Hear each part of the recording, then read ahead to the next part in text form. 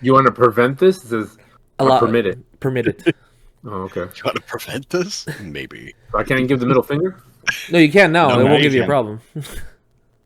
Oh, you son of a bitch! So, episode 7. Well, to start us off, the first thing I'll say is that holy shit, another episode that just looks great. Like it was nice to look at. Good eye candy. Loved it. So we start off the episode and we're in Cyberpunk 2077. The music, the trench coat, the rain, the purple lighting. It was pretty cool. It did a better job of setting that mood up than the previous episode did. Yeah. And we get Imperial Chick, who is sneaking around because she has to have a video conference with Moff Gideon, which confirms that he has been released. I like that they didn't drag that out. He's hiding. We need to find him. Did he break out? Did he not break out? I was like, no, fuck it. I'm out and I'm doing my things. That's what's going on right now. So, they didn't hold back on that. And then we get a scene of Moff Gideon walking through this hallway with a bunch of like laser or like force field or fields or whatever, laser fields that disable as he walks by. We see these some different types of stormtroopers. And I don't know if you guys noticed, but he walks past like these test tubes or these giant vats. I don't know what's in them. Yeah. Yeah, automatically assumed his little clone process. Yeah. Yeah. And then Oh, you see, they're probably referencing Palpatine in some way, shape, or form. it's one of the Palpatines. Oh, go nuts, Static! If you want to try typing things, I do have an auto banner, so just watch out. So then he has his little his meeting with all the other Imperials that are scattered throughout the world, to have discussions that they need resources, they need supplies to get their jobs done and whatnot, and that they keep mentioning this General Thrawn, what did I write down? Yeah. Grand Admiral. Thrawn, yeah. Grand Admiral Thrawn. Yeah. Now my understanding is that's supposed to mean something, but to me it means nothing, and to you, Josh, probably also the same. Yeah. So, anybody want to enlighten us? It's the Rebels. He'll be out in Ahsoka. But he's from Rebels. Yeah. And is he would you say that he's a bigger threat than Gideon? Well, he's that forced to be reckoned with at that time, right? But Gideon seems to be like I don't know what's going to happen to him. I don't know if they're going to kill him off now, or if they're going to continue his story. But like, there's always those two sets of power. Because I mean, at this point, there's no more Darth Vader. There's no more Palpatine that we know of. So everyone's kind of struggling for that type of power. So Thrawn is supposed to come back because he's supposed to be the man for the Imperials, and he does. Spoiler alert!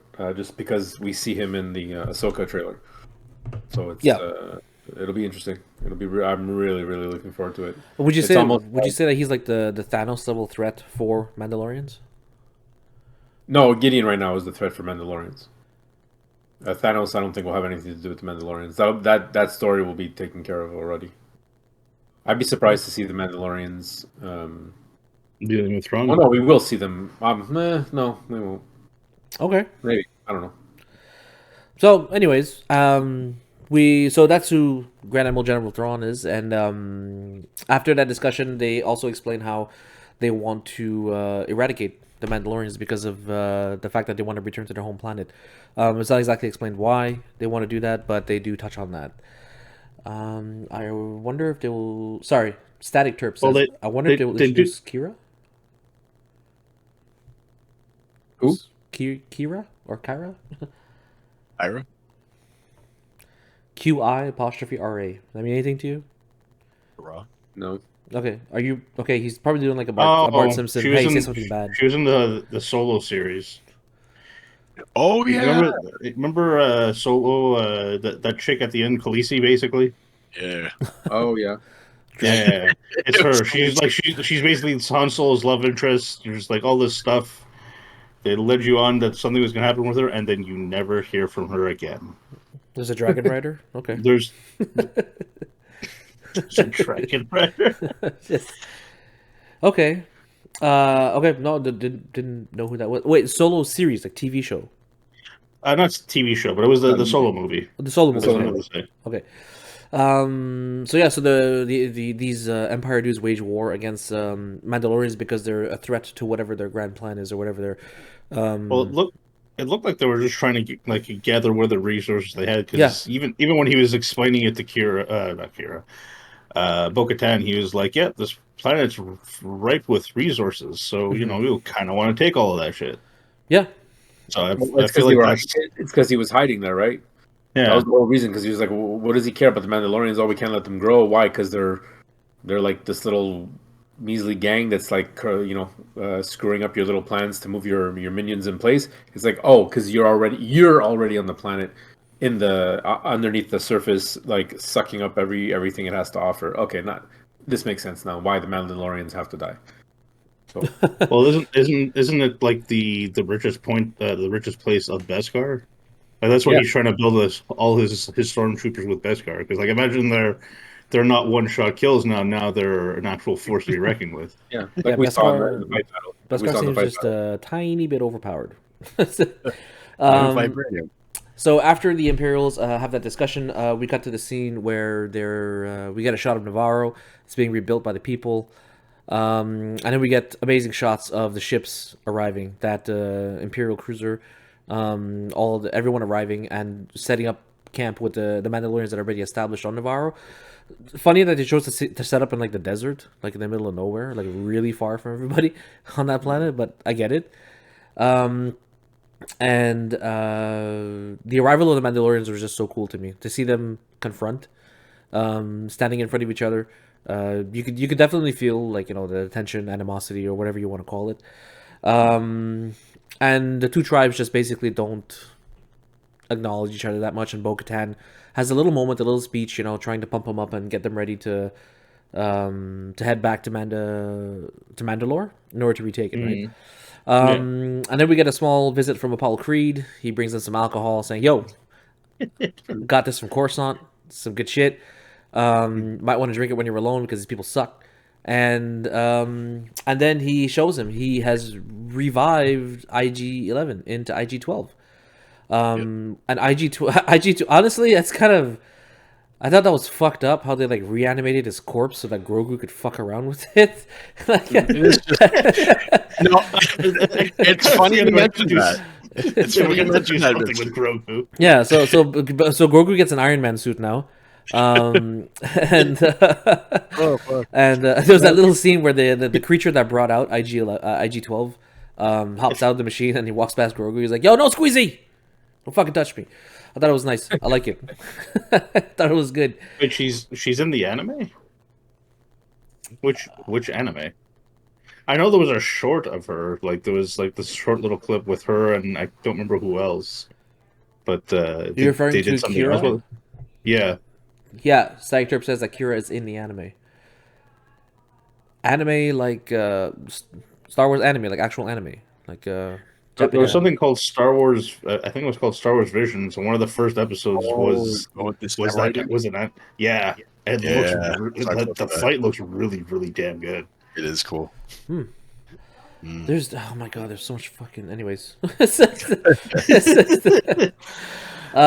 could see it going into an anime style, just simply because of the fighting and the Jedi and all that. so Grogu gets his Iron Man suit, and what I like is that he does have a very minuscule way of communication now. Yes, no, yes, no.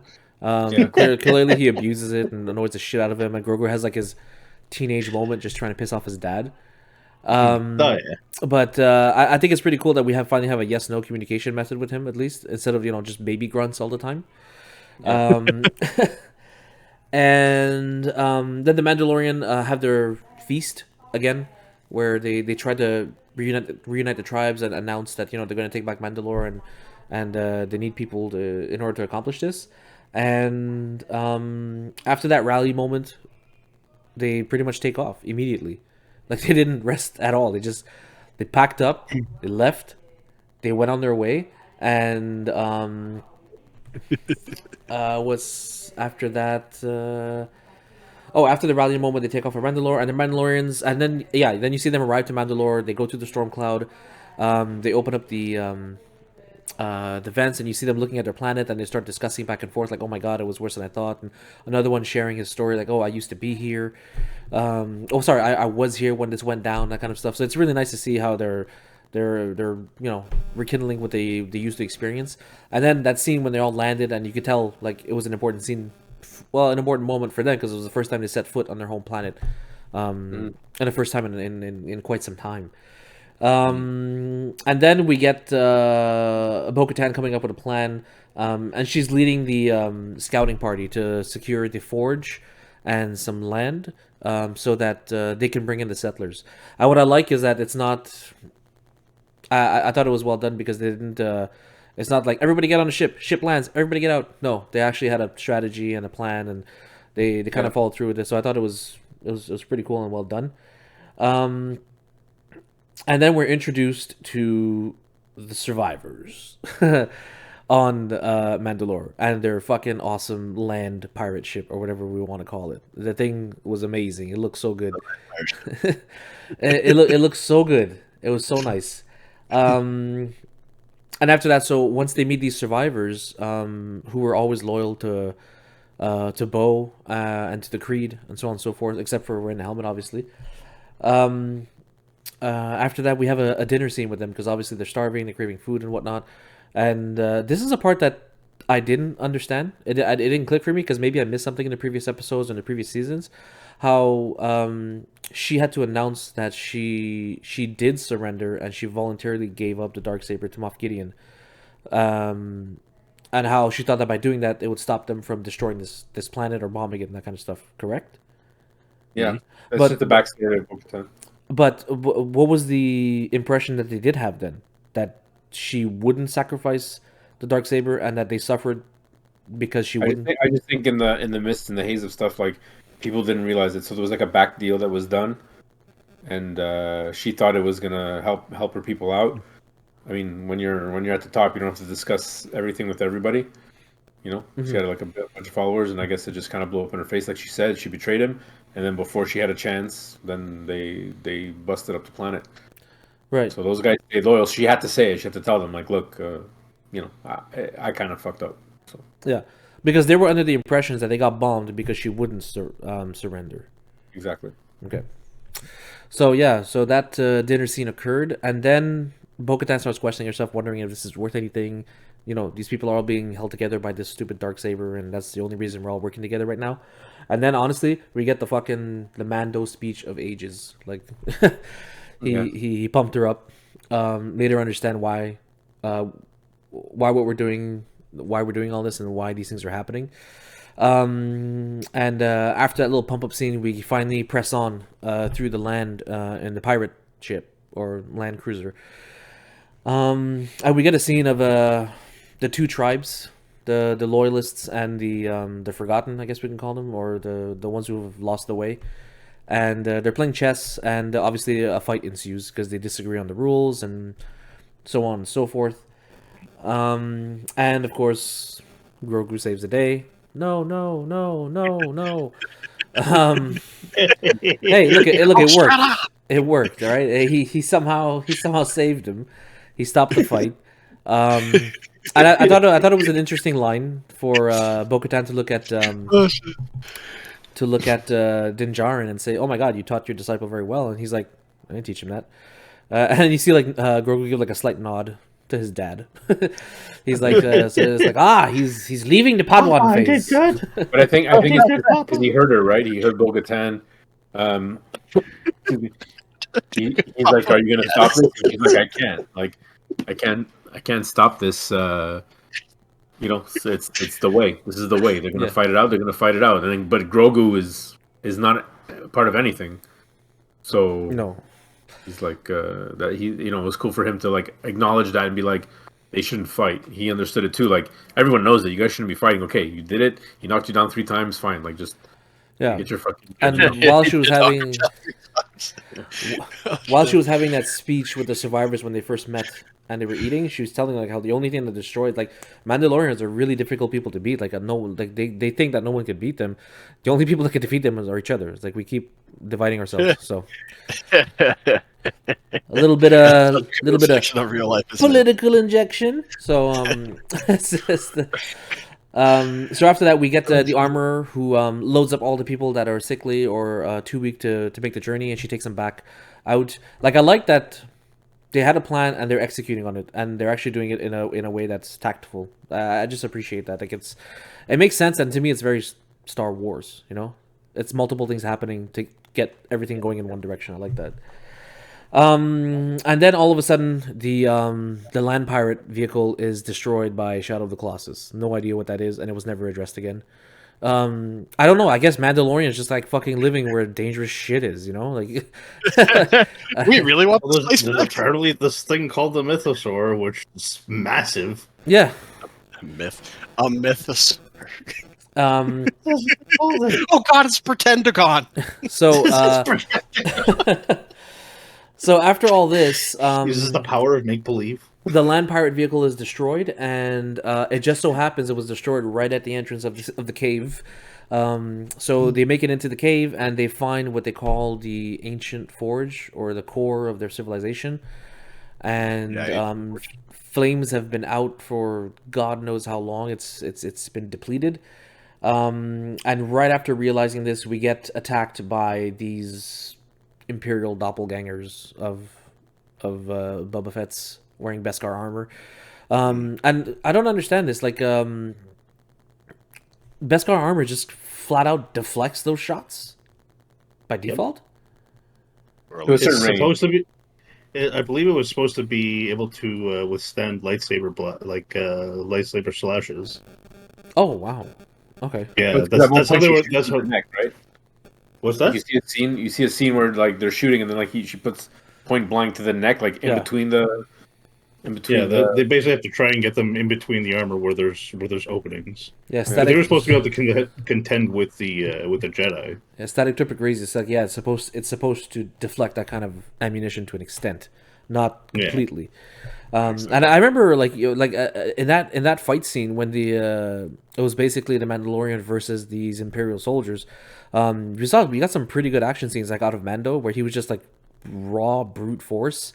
And then we had Truck with his chain machine gun, who was just like going crazy on him. And Bo-Katan at one point, she kind of went fucking John Wick, like just like rolling on the floor, gun in the neck, pow, we get the next one. Like they were just going off. Static says that blasters and sabers are resistant, but not cannons and etc. Yeah.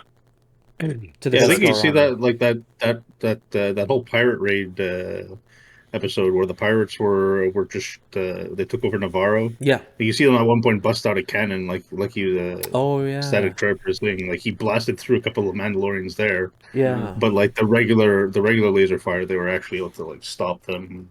Yeah. To, like you said, to a certain extent. So it's their version of a bulletproof vest. Like it hurts like a bitch, and sometimes it doesn't work. Yeah, basically. Well, I guess it's going to depend on the heat signature, right? I mean, like if you stand in front of a turbo laser, like you're disintegrated. You know what I mean? Like if you get shot by an X-wing, I think you're dead. Hey, when did his helmet get By the energy alone that laser is coming at you, it's more at that point. You know what I mean? Like versus a hand blaster or versus like a stormtrooper.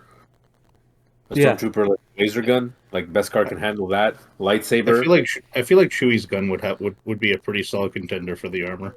Yeah. Well, what's it? I would The think guy's so. name is Truck. Yeah. Truck, yeah. Yeah. Yeah, Whatever his name.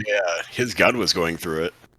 Like he was just there blasting it off him, and they're like, ah. No, but So, if it's a thing of like higher to if it's a thing of like some of it makes it through, some of it not, depending on how like the angle or the heat or whatever, then if you have a chain fed belt machine gun of lasers, then at one point one of those bullets will go through. So I do like that he used the shit out of that gun just to show that Yeah. it's not like he can just go to town the entire time. Yeah, Yeah. like warming up. It did seem overpowered. Like every single time he used this, like, well, just put him in every single. Yeah, exactly. It's Static like the Terps, heavy there. You have two Give him gun, two right? jetpacks. Yeah. Except that Static Terp says, it's twice as fast. think about Boba Fett. His helmet got dented but not penetrated. I guess Yeah. whenever it got hit. When did it get dented? Don't When know. did what get dented? Boba Fett's Apparently helmet. It probably means like in the tar pits, no? Well, yeah, he was eaten by a fucking worm. I mean, that's not a laser. It's like. he has laser teeth. So, anyways, after we get this attack, they're able to push them back and repel them, and you get a Mandalorian charge. You actually hear them chanting and screaming and trying to push the enemy out. And then the scene transitions, and like all of a sudden they're running in a space station. And for a second, I was like, "What the fuck is going on? Like, why is there electricity all of a sudden?" I was confused as hell. And what I like about this scene is that you can tell that the Mandalorians are pushing forward. They're struggling, but they're still pushing forward, and you can tell they're hesitant. And then Mando fucking comes in and just tanks everything. He tanks all the shots and leads the charge. Yeah, seriously. Pretty much. But I'm not gonna lie, He has it that, seemed like it was pure getting Vescar, too though. easy. He has the What? He has the pure Vescar. He has medal. something else, right? Like Imperial something. I think it's just pure or something, like a high Pure grader. Vescar, or That's what I was maybe. It was his reward It was for picking for- up Grogu. Probably. It might have been forged better. I don't know. Well, remember how like they had a Vescar spear, and Yeah. it looked dramatically different than the normal armor. Yeah. True. Yeah. So Whatever happened to that spear? yeah, Lost it, man. Just What, in the... it was second lost. season? Was it lost in the fight there against Moff Gideon? no. don't know. Yeah, when he got the lightsaber, you had to drop one of them for that or something. When he got the dark saber, Yeah. he picked it up. I think it's when he goes back and he meets Tank, and they're in that little like whatever, and he fights Tank for whatever reason because he wants the lightsaber, and I think at that point he loses his if I'm mistaken, I don't know why I'm remembering it that way, but he loses his spear in that fight. Bane? He's Bane. Oh yeah, Bane. Static Terp says that Boba Fett's dent isn't from the worm; it's from the shot in the head from Bane. Take this, Batman. I'm just gonna say this. That is I mean, Boba Fett. like you really fucking paid attention to details, man. Holy shit! Yeah. Damn, laser dented his armor. That's insane. He got that out of a bar when he was drunk. Boing, oh. Or maybe it was what's his name, bad guy from Die Hard 4 when he stole the Mandalorian armor. He gave him the dent. A discount Agent 47. That's who it is. So after Mandalorian leads the Mando leads the charge. He's led into a trap. It was an ambush all along. And we finally realize that this is actually a pseudo Imperial base. Where they're developing the crap out of their technology, like you said, creating their Beskar armor, and his vision is to create a Beskar army, or in order to, in his words, restore order to the galaxy. And I like how Din Djarin put up a hell of a fight before he got captured. Like it was nice to see, like, he didn't just like, oh, okay. No, he was ready to die in that moment, and it was. Well, I mean, you could put stormtroopers in better armor, but they're still stormtroopers. Don't do With that. that yell. Ah! Yeah, at least they can take like a bit of a beating now. You can miss all you want, but if you can tank hits. And after this, what's his name? Gideon shows up, and I think he has his own like Beskar armor His situation suit going on. was cool as fuck. Oh, I don't know, man. Like the little horns on his helmet. I was like, that's a. It's still better than I already forgot his name from the movies. Kylo Ren. Yeah. No, Kylo Ren was awesome. It's just only when he took off his Please. mask. Who's fucking embarrassing was He- Phasma. if they had kept his helmet on till like the No. end, they, Ah, Phasma would have been neat if she actually did something. Exactly.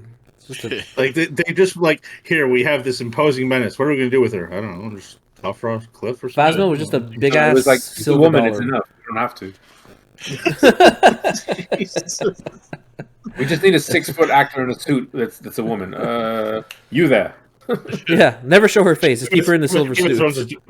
Game of Thrones is doing good. We'll get you in here. Oh, cool. So people will see my face. No, you're going to be in a helmet the entire time.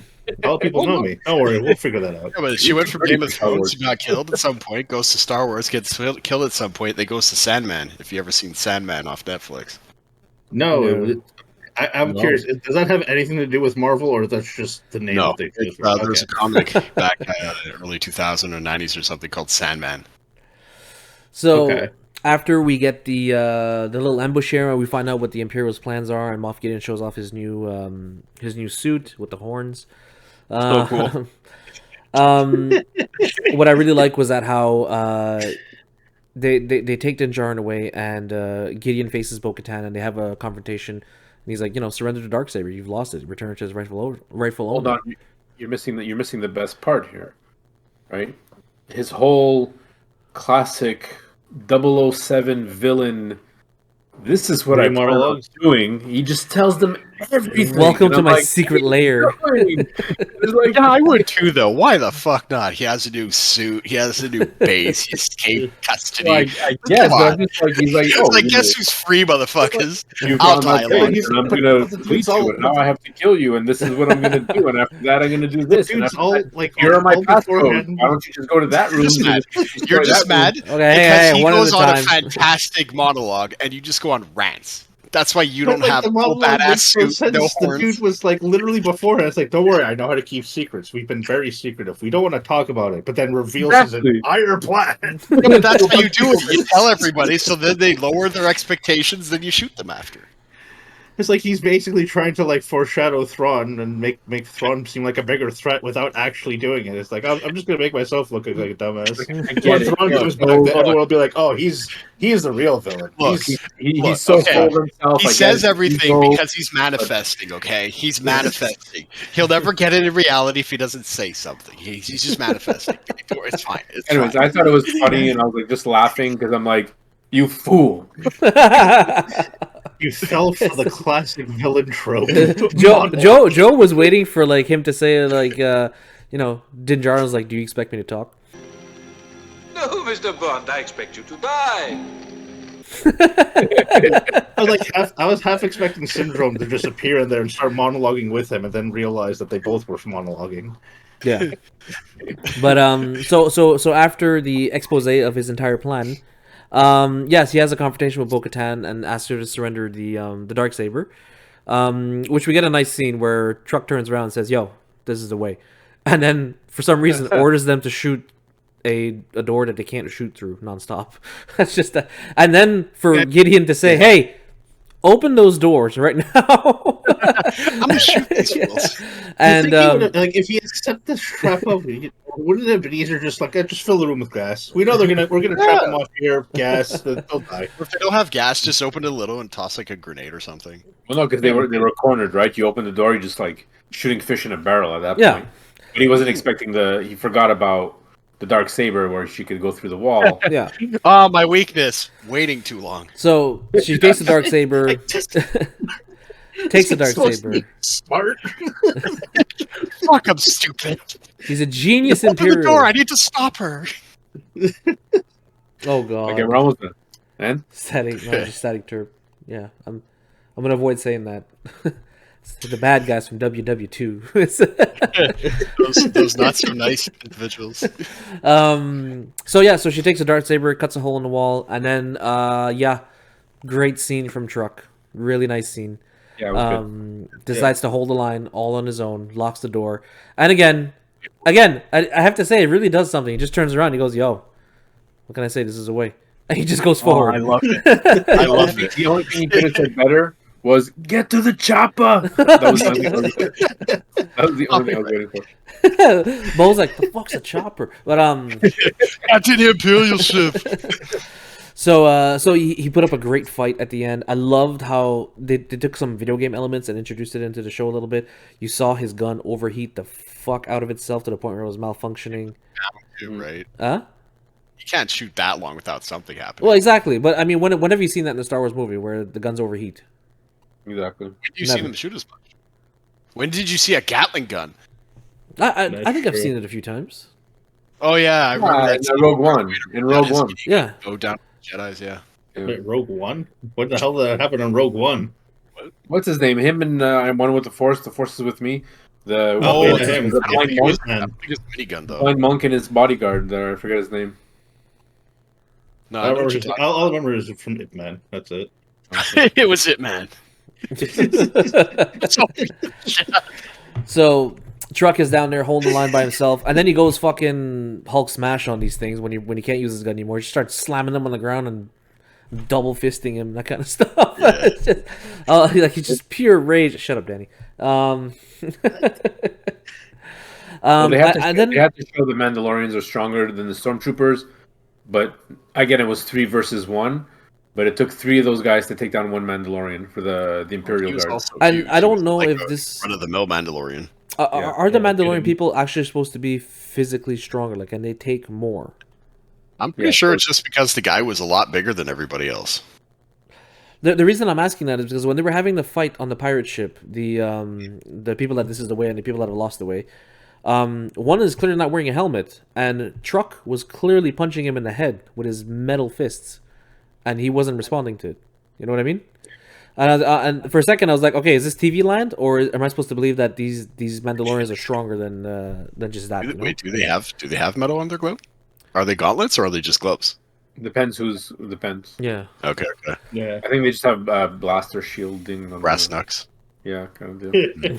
Regardless, I think they're definitely a tougher race of people. Okay. So after he takes out all of these stormtroopers or Beskar troopers, then we get these guards in red, and I think those are called the Pistorian or whatever you call them. Well, I thought they were in the Imperial Guards, but I guess he called them something else. Yeah, at the beginning of the episode, they mentioned like, "Hey, we need backup. I want 3 of these guards. I want an escort for my TIE fighters and bombers." Right? And I think that's what these 3 guards were. And yeah, they shredded him apart in seconds with their superior weaponry. Right? So and that was the end of Truck. So in the next season, we'll see Dozer come for his revenge. And then. And that's exactly where the episode ends, on that cliffhanger of we'll say his name as instead of calling him Truck. When Paz dies, the episode cuts right there, and then you get those sweet credits, just to remind you what you saw throughout the episode. So all in all, all in all, I thought it was a great episode. But I want to hear from you guys now. I want to hear from you what you think. Yeah, Dan. Why me? You remember what You were here happened? last He hasn't been on the episode for like 10 minutes. You weren't here last time. You gotta speak up now. He hasn't been here in 3 episodes or 2 episodes, but you can't make him go first. Remember what happened last time? Oh yeah. Someone else go first. Don't put me on the spotlight. Okay, I'll go first. Let me copy off somebody else's homework for once. It was okay, but there could be a little more racial overtones. Now, Dan, go ahead, elaborate. You know what? It wasn't that bad. There was just like maybe a little bit too much like racially things stuff. I don't know. I was trying to. Yeah. I got nothing. There's no racial things whatsoever. I thought that it was good. I mean, I really enjoyed it from the beginning. We see who she's talking to. She's talking to Gideon. We're talking about the Imperial spy, and then we're trying to figure out like why is he who cares about the Mandalorians and the uprising, and then we find out right at the end why, because he's got his base on Mandalore so clearly. So that tied in really nice. I thought that was a good A+. She meets the Mandalorians. She brings them. Everyone's okay. They got a bit of they got to like rough and tough with each other and like kind of like do dominant and who's dominant and what's not dominant, and that's just the Mandalorian way.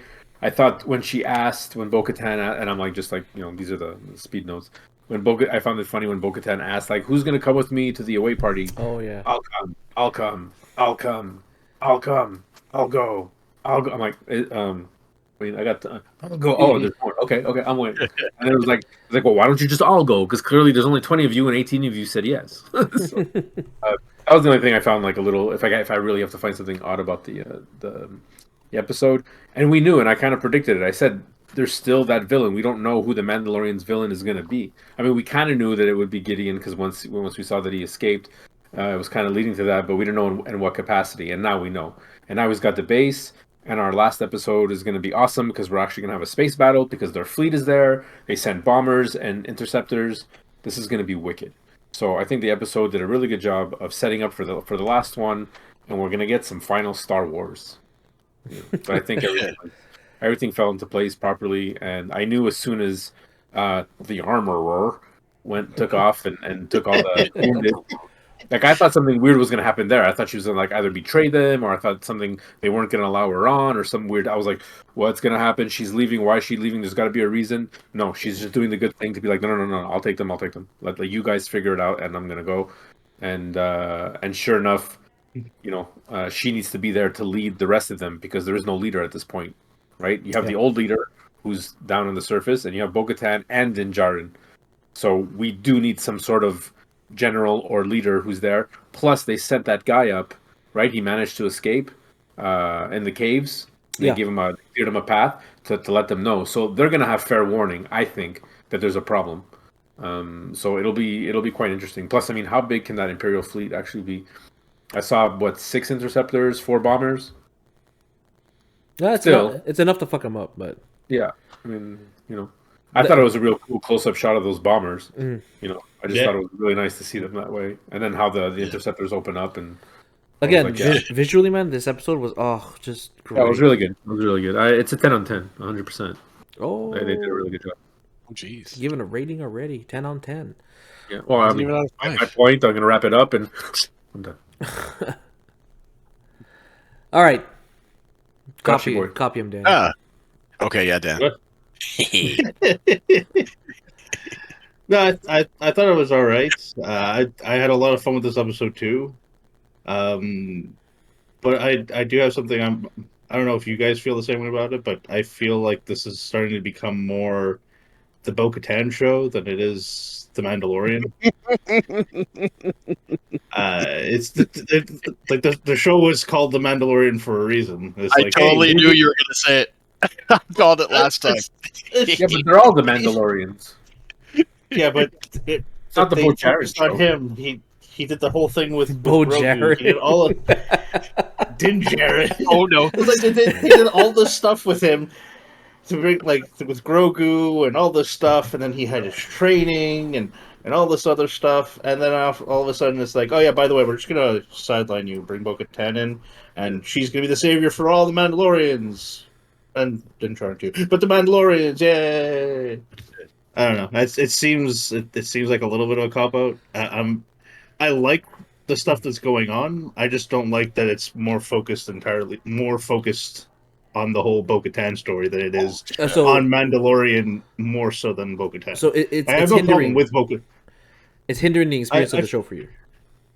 I find it is. I find, like I said, I'm a little on the fence because I like some of the stuff that's going on. I just feel like they're kind of doing like what they've been doing with a lot of the other shows that they've been doing. It's just, we're gonna talk about this one character, but then we're not really gonna talk about this one character. We're gonna sideline them for somebody else. So it's like, why didn't you just make a Bo-Katan story? That would have been cool. Like they did like when they had Ahsoka come in on the second season. They brought her back. Everyone was losing their minds. And now she has her own show, which she's going to develop there on top of whatever happened in the Boba Fett series. Okay, like she was there and she was setting up stuff, and she set up stuff for her own show. Okay, well, we'll touch on that after because it is a topic I want to ask you guys a question about. Not is it a Bo-Katan show? I have more to it, but I want to ask you guys about it after. But what else did you think? Outside of that, I still liked a lot of the stuff that was going on. The action was nice. A lot of the attention to detail, like you guys were talking about, was actually really nice. Yeah, just to see the actual the Mandalorians kind of have like an actual threat this time around. Whereas like beforehand with the pirates, it just seemed like they went in, they did what they had to do. It was like, yeah, there's a couple pirates, but it's not nothing us Mandalorians can handle. And then it's like, oh, now they have Beskar like us. Shit. And then, well, you know what? It didn't phase them though. And no, it didn't completely phase them, but it did slow them down. It was like a little bit unexpected. Okay. You know what I mean? And if you had to give it a rating, I'd say it's about an 8. 9 if it wasn't, probably more of a 9 if it hadn't been so much more focused on the Bo-Katan story. Okay. That's about it. I think they still could have done it. Gives it a 9 out of 10 also. Oh shit. He really liked it. Yeah. Let's hear it, Josh. Rant. Oh no, rant. Jesus. No. While Dan was talking, I just kind of realized something. I guess one of those like late thoughts or whatever. But like in one of the other episodes when you're like investigating the ship that Moff Gideon was on, and they were like, "Oh, it's the best car, stuff. So now it dawns on you that it wasn't the Mandalorians who broke him out; it was Moff Gideon's own people. So it's like the foreshadowing that he's actually using their tech and all that shit, or the metal. So I thought that was a cool little touch that apparently I just didn't think about. Mm-hmm. I was wondering if they. Well, I feel like they might bring it up at one point, or might. I don't think they are. I think it was just one of those, like, you know how like some shows they have the foreshadowing, and then when you rewatch it, you're like, okay, I should have seen that. Yeah, you know what I mean. So I think that was like one of those moments where, like, if you rewatch, you're like, okay, that makes sense. Because like it would strike me as a little weird that no Mandalorian said anything about helping Moff Gideon, and there he is and all that crap, unless there's going to be a big secret spy reveal or something. But like, that's what I was curious about, the whole spies, because you don't really outside of that they don't really touch much. It's like, is it the Imperials? I don't really think so. What, like, they weren't really spies. Spies. So again, could have just missed it, but whatever. So I thought it was like kind of like a cool foreshadowing touch. So I thought that was neat. With Zim, I was trying to say something before with when Grogu had the IG-12. Yeah. And you thought it was a little fucked up because it's like riding a corpse. But the last episode, you're like, they're not people. They don't have feelings. They're just robots. But it's IG-12. It's like, I don't know. He's past programming. It's like using a can opener in R2-D2 and then sticking Grogu in there. You know what I mean? It's like no. It's like a cybernetic body, and then Grogu is Krang from Ninja Turtles. Yeah. Like, he even has the two little handles too, which is perfect. Well, that's it. But it's like, that was the only thing that didn't make sense to me, and maybe I missed it. Is I thought he needed IG-88 or maybe IG-11s or whatever memory. The whole point of him putting it back together was because he needed his memory. He needed his memory because he wanted a droid that he could trust to help him out and all that crap. But once he proved untrustworthy, he found another droid, right? And then he pretty much reshifted his body. They mentioned that they took out his memory. Yeah. So it's just the body. So he's just animating the body. It's basically like an exosuit or a little mech. You know, he's basically just like Gundam Wing. Okay, because I just found that scene funny. I'm just like, he clearly told you that he wanted his memory back. Yeah, but that was before because he wanted a droid. That was more foreshadowing. Yeah, he wanted his memory back because he wanted a droid that will remember not to shoot Grogu. So, and then it woke up and tried to shoot him. So, oops. And the only reason he wanted the droid to begin with was because he wanted something to go read the gas levels on the planet. So he doesn't need it anymore. That's it. That's why I found it funny. They're like, "Hey, look, we rebuilt him. He's not 11. He's 12. It's IG-12." And it's like, and then Mando's like, "I don't care. I'm done." But then they mentioned that they took out the memories, so it shouldn't just blast. That's why I realized that it's just a bodysuit for Grogu. And then to me, I'm like, this is like some of the best foreshadowing I've ever seen on TV. Like, he's gonna turn out to be a little Iron Man. He's gonna have a big mech suit. He's gonna be like Diva. You can't say like Iron Man. It's not Iron Man. It's Robot Jocks. Robot Jocks. It's Robot Jocks. I don't know. If there's a Iron fucking season 4 of Mandalorian, I just want to see like Grogu walk in with IG-12, and you just hear like, "Shoot the thrill."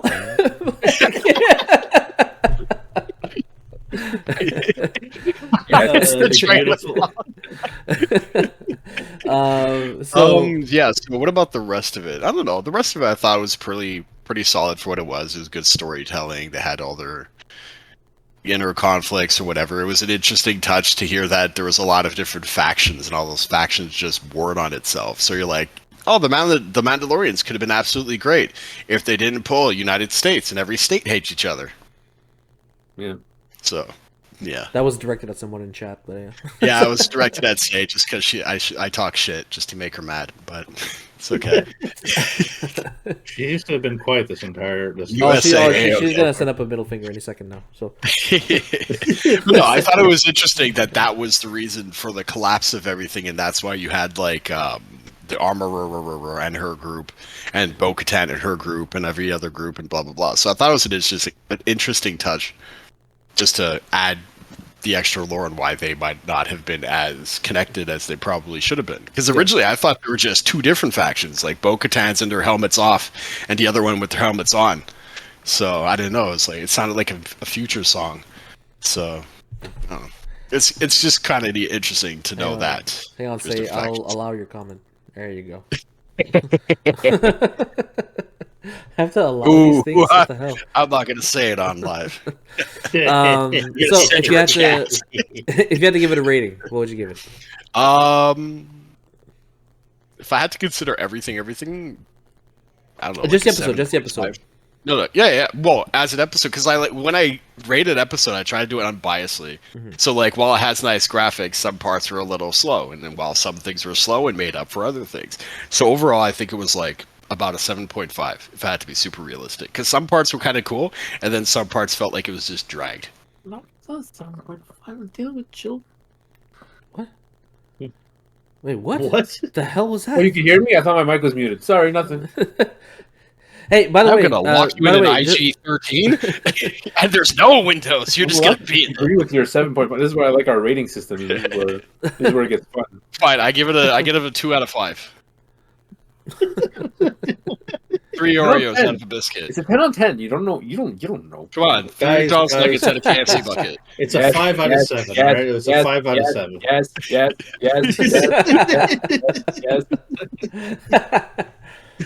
Oh man. So No, I thought it was good. So 8. Is that okay? 8. Better.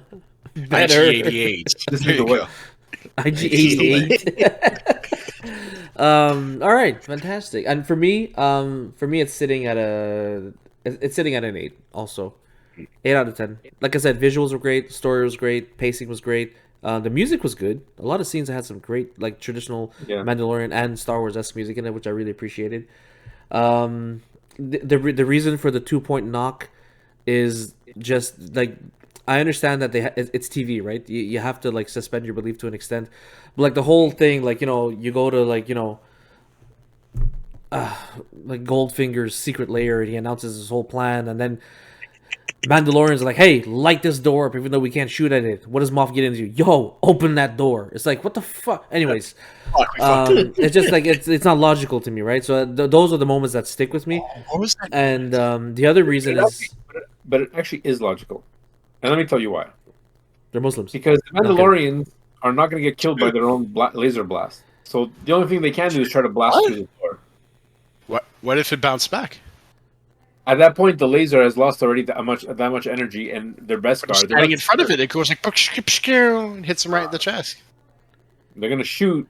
Laser's gonna hit. It's losing energy. It's gonna come back to them. They're not worried about secondary fire. If we're talking about Beskar. I worry about secondary fire coming from Minigun Boy. Well, yeah, but he's not gonna shoot them unless he's an What if idiot. Grogu got hit? That was a weird scene. I'm just saying. Grogu was just You know what? I was really hoping that Grogu would get shot. Like he would have a scene where he would get shot and like, ugh, and then they reveal Beskar armor. We're like, oh!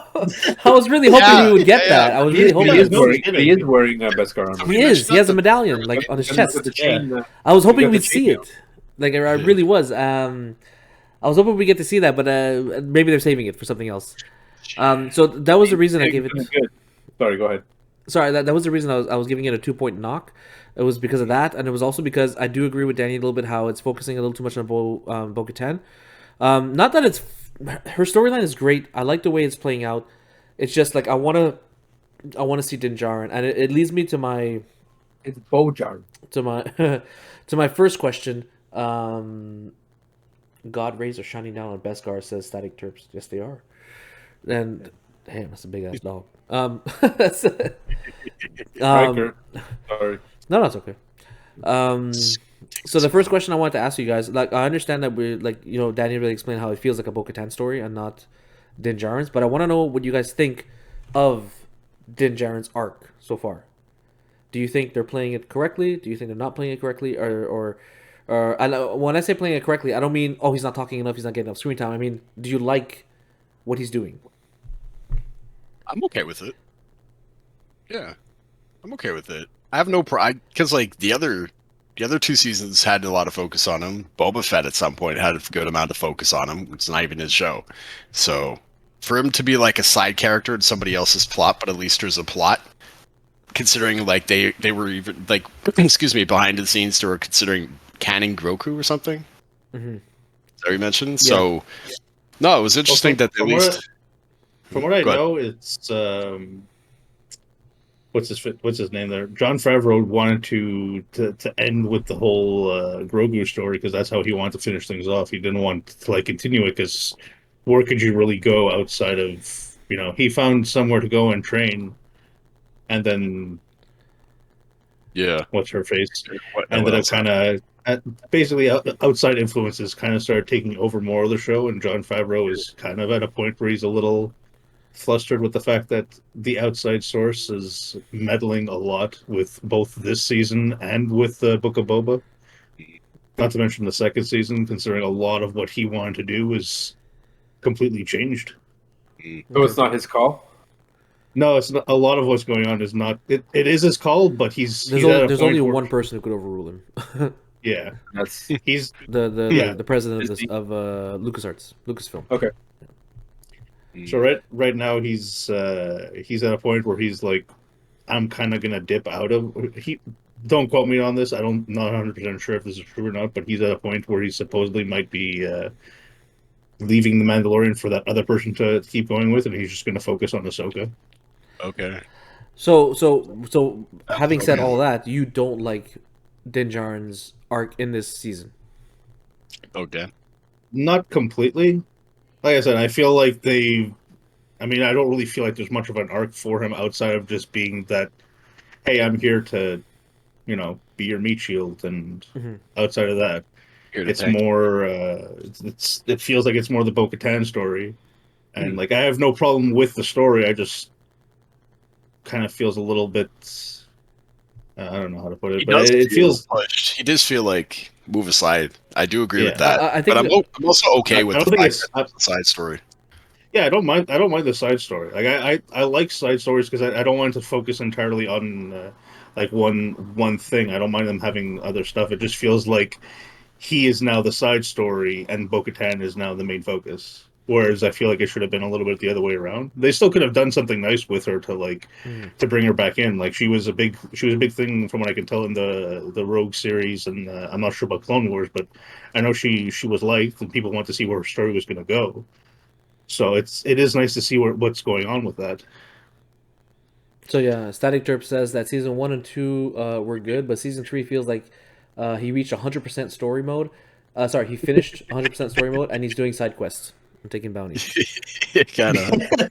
Yeah, basically. I have to admit, I kind of agree with that sentiment. It does feel like a side story, but I think it's important to because like we're blinded by no, the go ahead, Bo-Katan factor, how she's always taking over, right? How she's always leading the charge, or she's doing the pump up speech or whatever. But you can't. For me, I'm trying not to lose light of what Din Djarin did accomplish in this season, right? So he was able to find Grogu and bring him back, and still manage to take care of him, which is not a huge thing. He was able to regain his entry into the order of the Mandalorians by actually dipping himself in that holy water. He was able to identify that hey, actually our planet is not as deadly as we thought it was, and then he was able to drag Bo-Katan out of her slump. She didn't want to have anything to do with whatever was going on out there.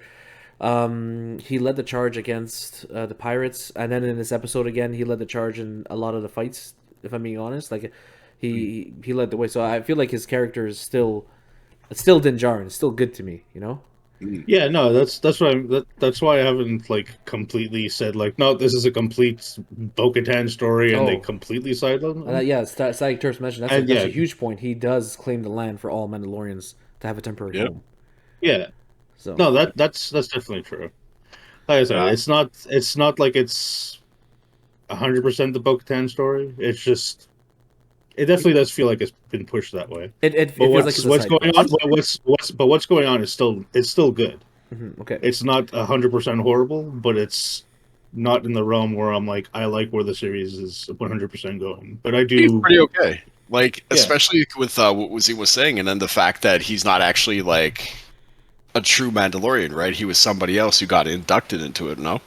So to do all this and all the extra and all this shit while the actual Mandalorians aren't doing nearly as much as he is, he has the best armor. He is how he held the Darksaber. He is now helping Bo-Katan. He's how well regarded everything. Like to me, for him to lead everybody would be kind of not I guess, just because he's not a true Mandalorian, but to show his mettle through being basically the hand of somebody who could rule.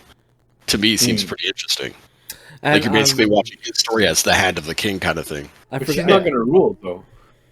She's The not. leader right now is still the armorer, no? Or she's still the... Well, I mean, she's the... What do you call it? The witch doctor of the tribe, I No, guess? she's basically the shaman of the tribe, or Yeah, witch shaman, yeah. doctor. Mhm. Yeah, the shaman of the tribe. Sorry, that's what I was looking for. And I mean, what I was trying to say. So, I mean, Bo-Katan could lead them. She's only right now been charged with leading and gathering. Not leading, but like gathering and making everybody come together. And which I think was a good idea. I don't know if she was really like supposed to lead everybody, because once they're Mandalorians. I guess they need a leader.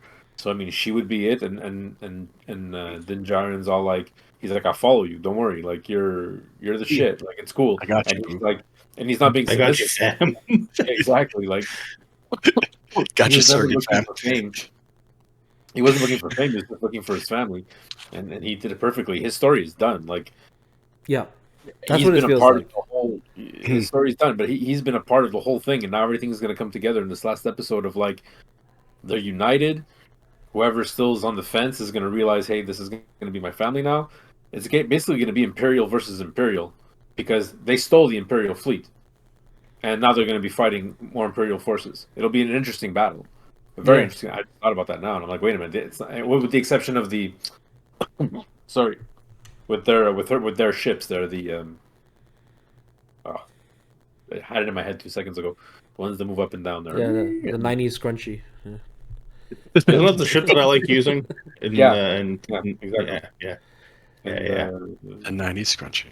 Just to highlight the Static Terps, what he said. He said he's just saying that season 1 and 2 were a set purpose of taking care of the kid, but season 3, those feats kind of happened randomly. It wasn't his goal to do all those things, really. I think he's mentioning, like finding the land, saving Navarro, all those things that we talked about earlier, and then he adds, don't forget that the show is called The Mandalorian and not Din Djarin. The story is supposed to progress of the Mandalorian people. Keep going through Bo. Yeah, which you is mentioned a Mandalorian. last week. The Yeah. Mandalorian happens to be him, and then the Mandalorian meaning the day in the life of, and Yeah. yeah, I agree. And the one thing that I hope happens is like somebody was talking about it earlier in today's review. It was something I was saying like how I forgot what it was, but I had a thought, and I would really like to see. It's a dark as shit, but I'd like to see the end of this story of the Mandalorians to be like the Dark Knight, like the unsung heroes.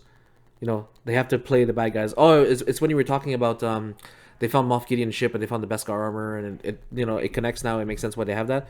Like how like the New Republic is gonna go after the Mandalorians when the Mandalorians actually save them, and they can go the Dark Knight route and just say, hey, we'll just be the Silent Guardians, okay? We'll take the heat for now, You know what? I'm gonna make a. I don't think that's gonna happen. I think that's a horrible idea. But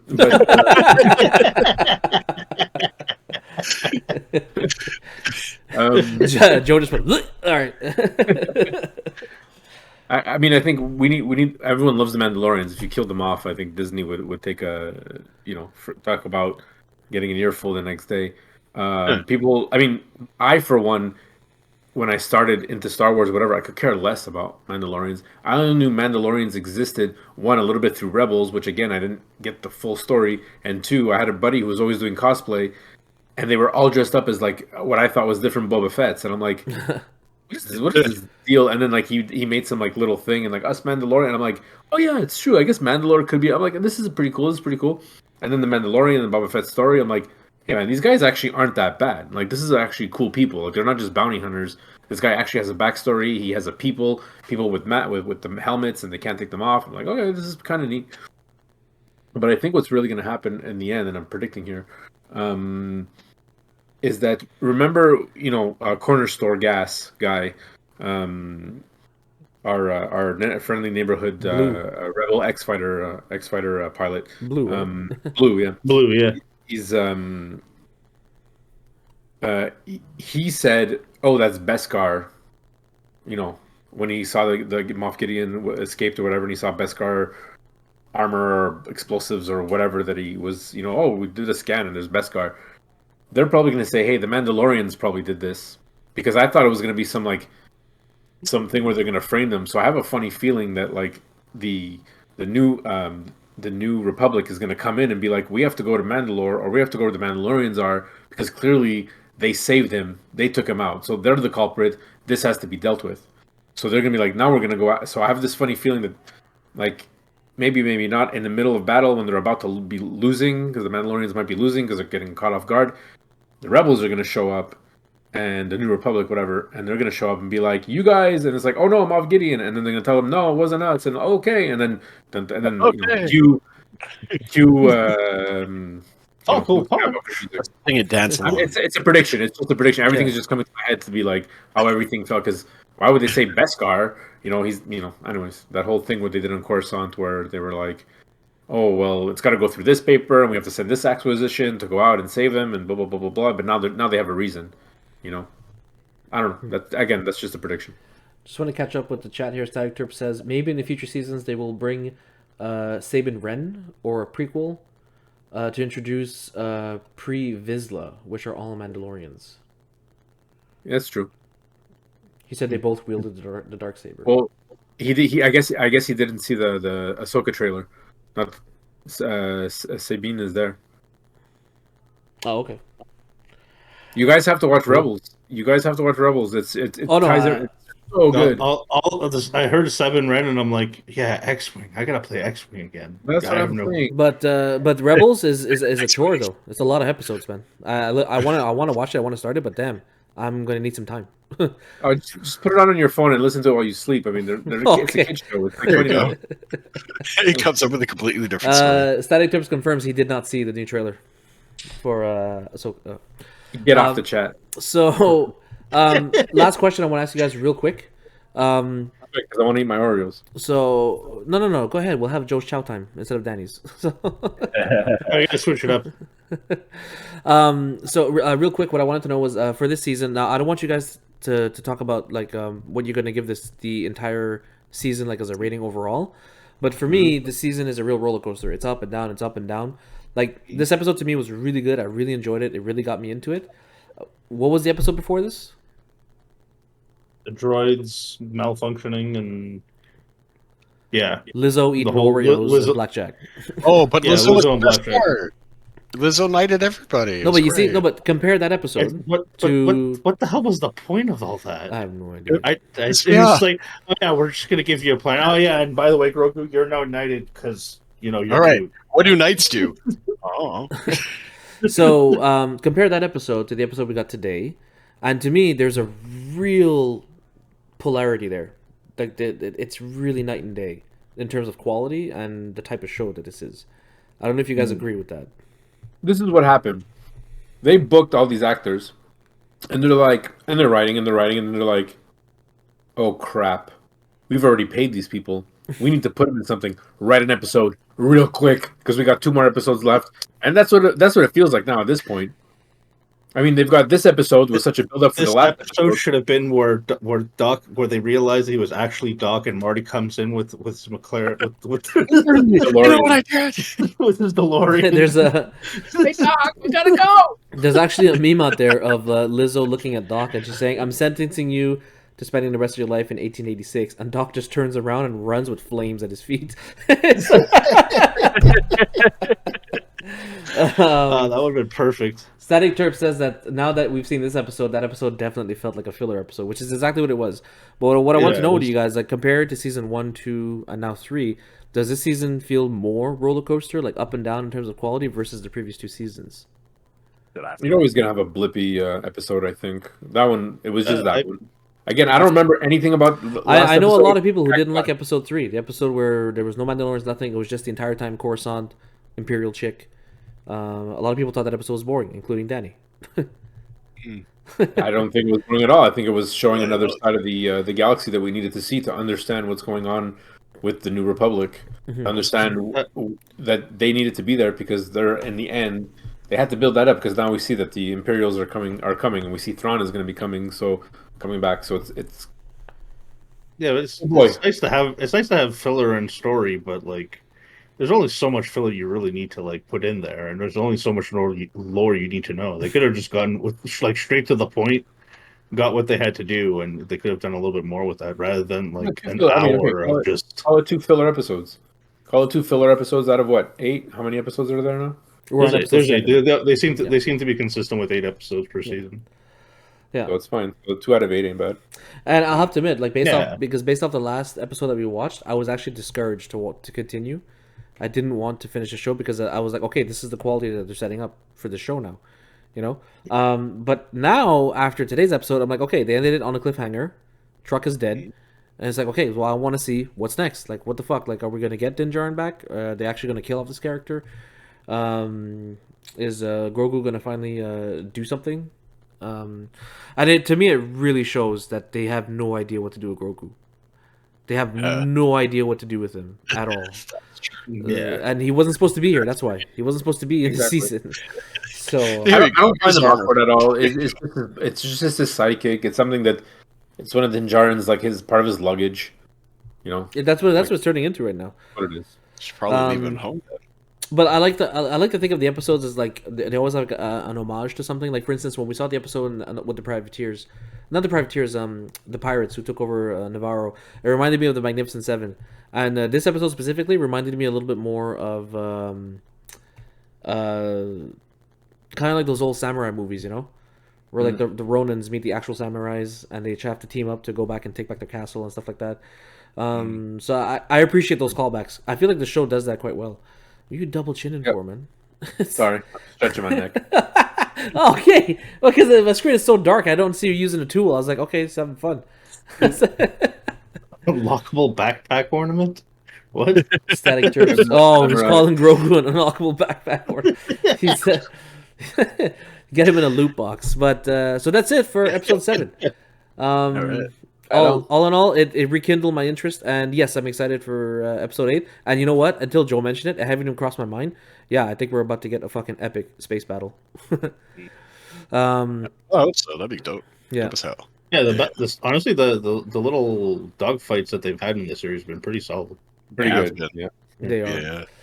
Well, thank you guys for joining me today, and we will catch you guys for the finale. Like, I don't think Joe or maybe Josh can be there, but I know Joe won't be there. We'll definitely have PT online. Sorry, guys. Static I'll be in Terps, the Ali, if you guys weekend. want to be there, join us. Sariel, if you want to be there, join us. She's gonna be like, "Fuck Mandalorian, it looks like Detroit." No. Like